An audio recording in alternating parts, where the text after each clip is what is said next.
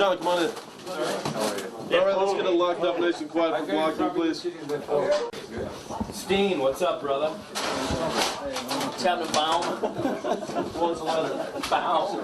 It's not like it was a negotiation. Troy called, said, you want to do a second? I'm like, tell me when, man. You know, absolutely. As many Boondock fans as there are out there, I'm just as big of a Boondock fan, and I'm like in it. This is scene 81, guys. Where's Merv? Come on, over here. We're shooting right over here. Yeah, shooting 235. So I can't have one of them on one side of the frame. yeah, so it will be a tight two-shot. Yeah. That's why I requested a long paintbrush. But then you won't see him there at the back. I'd like to get coverage on him if we can, from a little bit over here and the rest right here. At this point, when we say action, you're painting, you're pulling the fucking thing. Go ahead, Romeo. These daggers are getting antsy. I'm getting fucking peppy and spitting rude out there, man. The kid's about to go poncho fucking bee on them. I wrote the role for Cliff. In terms of writing the sequel, I knew I wanted him involved, and I knew that I saw that third Saint character as a Hispanic guy who was like a puppy dog, wanted in the crew, you know, wanted to be patched into the Hells Angels or something, you know. That was great, Matt, by the way. That was excellent. Good work. Everybody clear? There's a lot of, you know, running and gunning type of shooting. So you kind of just have to be ready to just jump on whatever Troy throws your way. Go again right away. Do not cut. Go. Cliff, I need more of your line right between them. And action. Basically going to do things in between servicing them. Okay? And he says, ma, salsa, nachos. You're actually going to go grab 2 plates of nachos, shove it in front of these guys. He's got a very specific behavioral vision. I mean, down to cadence, down to, you know, the tonation, those kind of things, which is pretty rare. I mean, some of your other great directors have done it as well. I mean, Fellini is a good example. Yes, Troy, I compared you to Fellini. This is a big action sequence here. We're running 3 cameras. The necessity to pick it up really in one shot is key here because we don't have a lot of time to reset and do it over and over. It's kind of our first big day as far as squibs go and guns and, you know, an action sequence. So we're going to have a good time today. It's going to be real fun. About 5 minutes away, so stay tuned.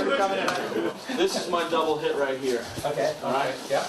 Everybody's taking one in the chest. Boom, boom, double hit, 1, 2. That's fine. Right in the head, and then chest, chest, chest. However, these 2 guys are going to be turned slightly more this way because Romeo's killing them. Pap, pap. Bravo marker, Alpha Charlie, off speed. Out speed! Charlie speed. Ready, and action!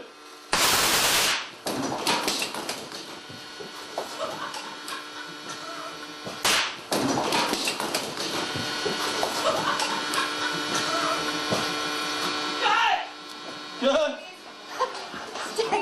Stay down for photos. Bob, you okay? Yeah, I'm fine. Aaron go brag. What the fuck is that? It's Irish for you're fucked. Que viva Mexico, bitches!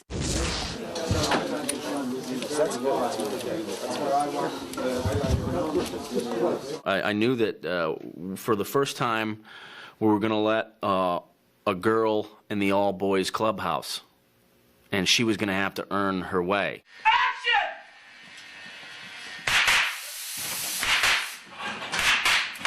I didn't glad hand Julie. I wasn't, you know, trying to make the water nice for her.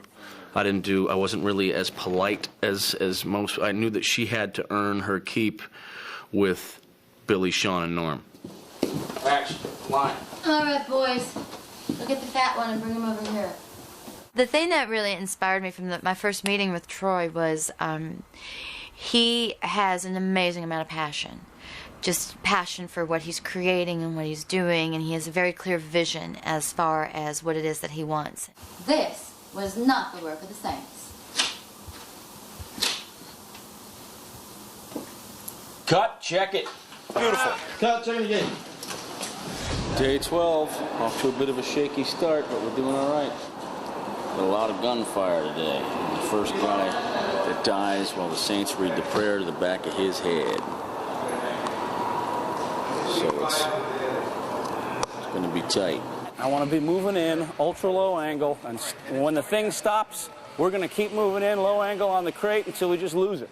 We shot in the warehouse for several days. The last day was the day we got our record, which I think was in the 60s somewhere, 65, 67 setups in one day. Needed 56 shooting hours.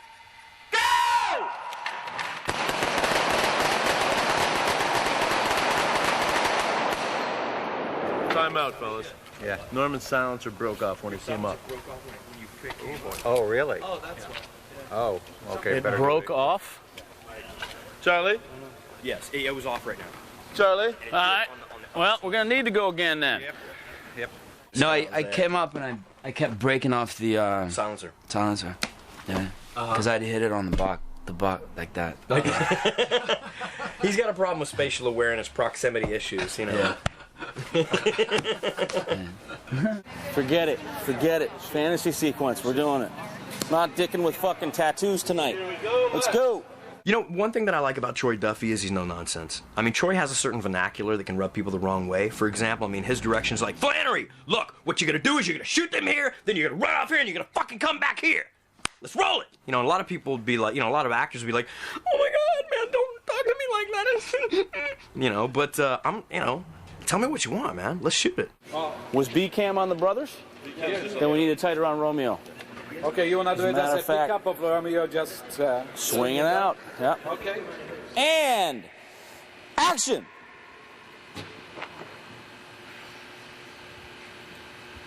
Cut! Check it! I remember CB and myself and Pierre, our first AD, were sitting there organizing that shoot day in terms of moving the production from this place to this place within the same gigantic warehouse. Did you guys see that shit? Yeah. I saw That thing's going down. It's gonna be sweet. Action!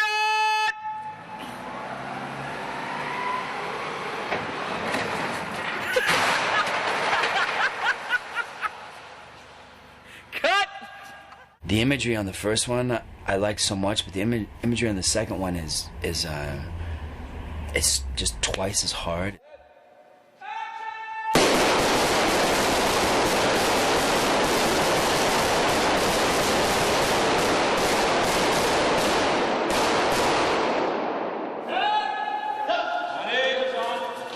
That was good. Yeah? Yeah, that was. Did you get my cheek, motherfuckers? Did you guys hear me say Flannery's cool as balls? Yes. Right in the middle of it? We need another then. I think actually Norm said that. Action! Flannery's cool as balls! Then they go out and buy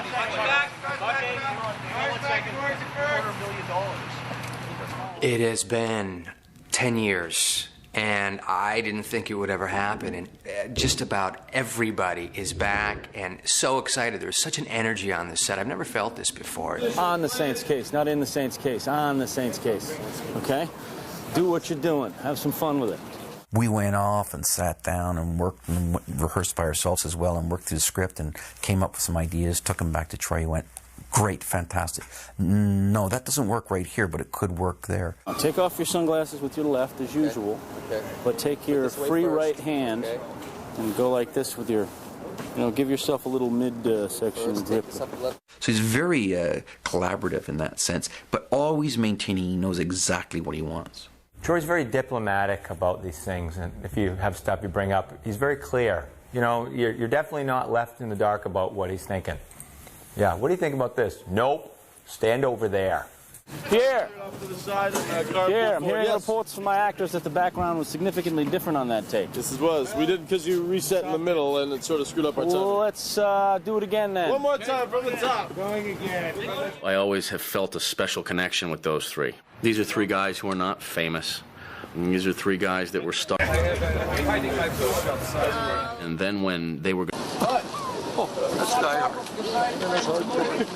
Where did that little girl go to? 140 volunteers. Hey, very nice. You might remember Cody? 10 years ago. That's No, George. I'm George. This is Cody. You're Cody? Yeah. How are you? This is Oscar. Oscar, nice to see you. Yeah, I remember your dad almost beat the shit out of the Steadicam guy once because he said something to you and he like grabbed you and pushed you away. And Kavanaugh was like, "What the fuck are you doing?" Want to be in the movie? Show up to Metropolitan United Church, 56 Queen Street, East Queen and Jarvis in Toronto. I've never been involved in a thing like this where the extras are fans. They've shown up from all over the bloody world. We're here with some Boondockians, and we're outside of a church, and we're meeting people and greeting people. Hey, can I do a little address to the peeps? Ladies and gentlemen, Mr. Troy Duffy. I just wanted to say thanks to all the Boondock fans that came out today. So, paid extras get to the fucking back. Boondock fans, I want you up front, all right? Yeah!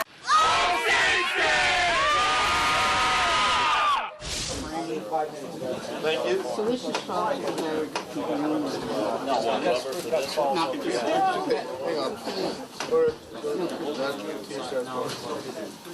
I knew from the beginning that Greenlee's character was the one that had to go because we loved him so much. Stand on your mark. Do your move. You had to lose somebody, just like we did in Boondock 1. There had to be a big loss, and this was definitely Marley. Bravo mark. Charlie off speed. Speed on C. Speed on C. And set. 3, 2, 1. Action! Good. Good. Psychomatic, I said! And not only that, these people on the set loved the actor. Bob was just a funny guy. Well, this will be a lesson to you. Never attempt open-ass dentistry. It needs more time. I had a problem with my back molar. I brought it to Mr. Connolly, and he said he would resolve it. This is what happened. Don't try this at home. To me, it's not a three-way powerful scene. To me, it's a wicked scene for him to reprimand us on how dare we take his macho away. That's what it does to me. When we did Rocco's entire dream sequence, we were writing that on the day. I had Rocco and the brothers. We were all writing that together. On one hand, you guys are saying it's all about Rocco, but really the only dialogue you're giving is for Rocco. He understands personalities, and he's such a nice guy, and he's such a giving director. I mean, at the end of the day, he does have to deliver you a message, so he's the one that's going to be doing most of the talking. Maybe there's a way to lean into that. But there's no statement from him and then acceptance on our part. If I can end it with understood, we're at peace, and a handshake. Because right now, the way it's written to me, it does. It comes off across as, I called you here to tell you that you're being infants. I'm macho. I'm a man, and that's what the way it reads to people. Let's do it, please. All right. I made my own decision and stood up next to you guys. That was an honor. I wouldn't trade that for anything in the world. Not one moment of it.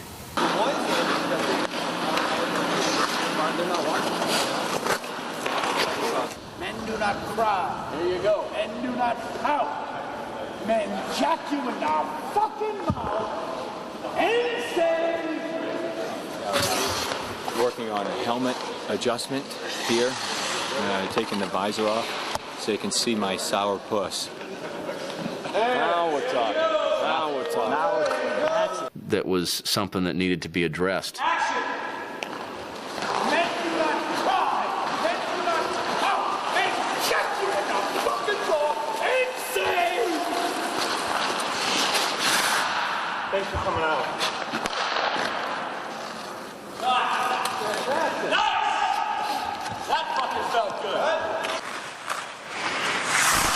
Thanks for coming out.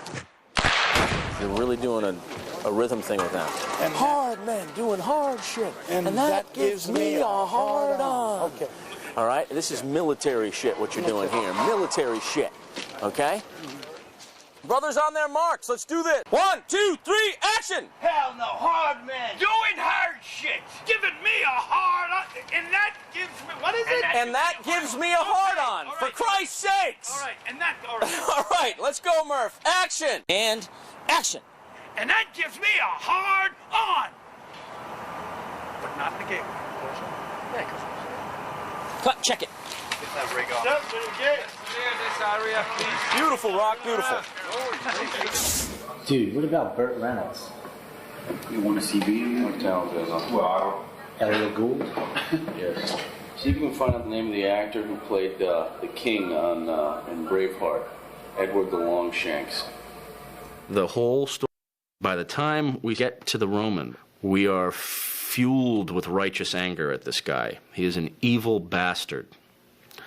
But then when he sits down and talks to Billy, I wanted that one moment in time where he's so logical and it's so disturbing that he almost wins the audience over. That was a difficult thing, and I knew I needed an extremely skilled actor to pull that off.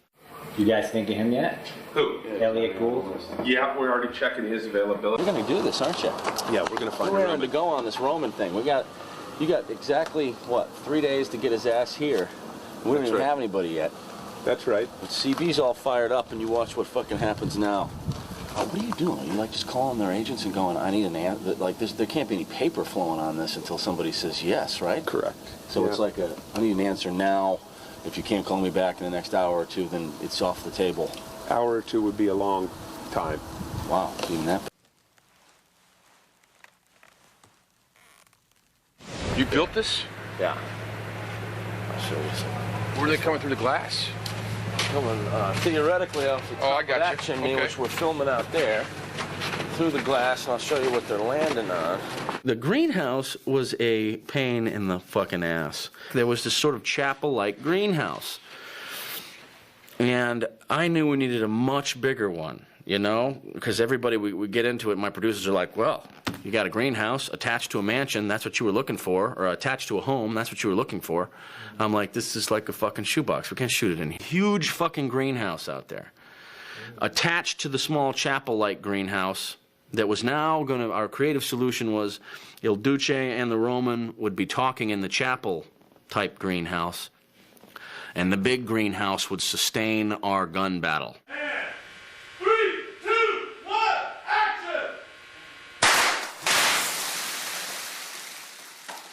So this is basically what we spent our fees on. Roll it. And action!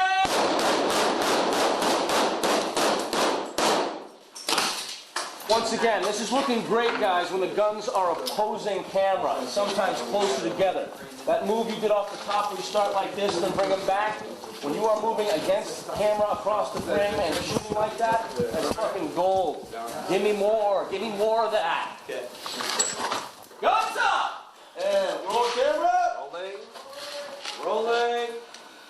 Action!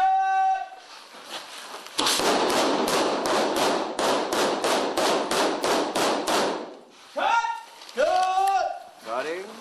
All right, we're going to do a quick pickup of you reacting to the bullet hits and dropping the weapons. That's all. It's probably just going to be one of these types of deals. Little bit of a different thing going on here. Billy is going to be cueing himself. As soon as he expends the 4 rounds in each clip, he's going to react on his own to the bullet, drop the gun, fold into his second position. Drop the guns, fold into his second position. Troy is rock and roll. You know, there's no safari jacket and loudhailer and riding boots here. And when you're ready, you know, it's boom, boom, boom, boom. And he said a thing the other day I've never seen a director say. You know how they used to go and print, and cut, and print. You know, Troy the other day said, print the fuck out of that. Sit. 1, 2, 3, action!